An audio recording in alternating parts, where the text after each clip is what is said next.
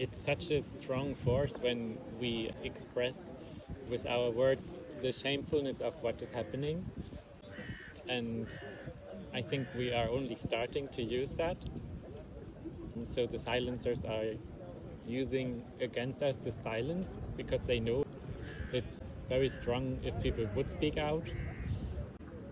Look, I think this is the question of the silence of the many versus the power of the volume of the few.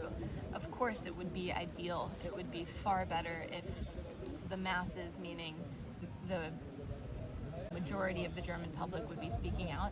At the same time, when we talk about the few of us who have this power, we're still talking about 90,000 people who came to the street of Berlin because they believed in something. And we talk about millions of people taking to the streets of London every week. We talk about millions and millions taking to the streets in Yemen. I mean, the ultimate mark and level and standard of solidarity. But we see this all over the West as well.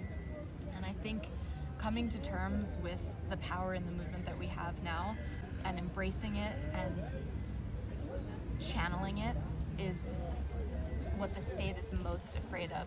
It's actually so critical that we take advantage of the power that we've built so far in the last 21 months. I think it's always great to have conversations, but I'm never looking to convince someone. They've seen genocide for the past 21 months. They know. And it has to be their decision to stand up. They've been awoken, but it has to be their decision to decide to stand up. The biggest threat to the state at the moment is what we have built, and our awareness and our refusal to sit down again, our refusal to close our eyes, because once you've been awoken to this reality, it was so you clear. can never go back.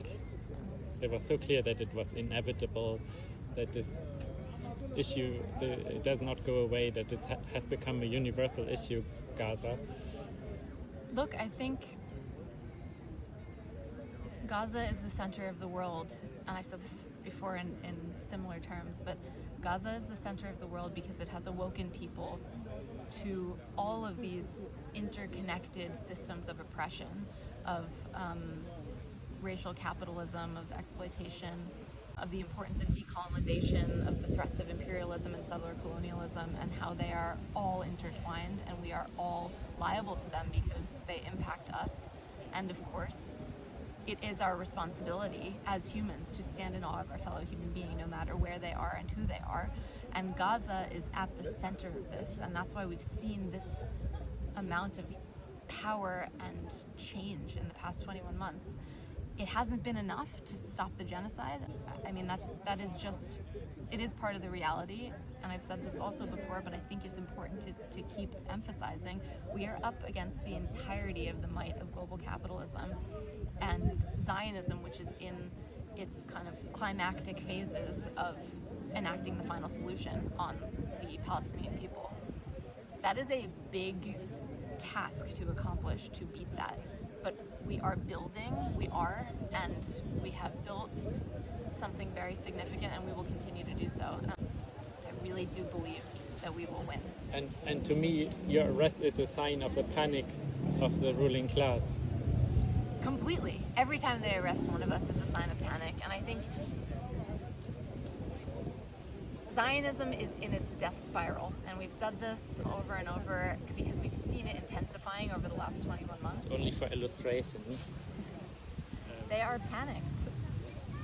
They are panicked because they know that we are winning. And Zionism is a dying ideology. It is failing at the moment. It is at its weakest. And look at the way that they're approaching us. They know this, and they know that a mass change is coming because look at the world and look at the trajectory that the world has now set itself upon.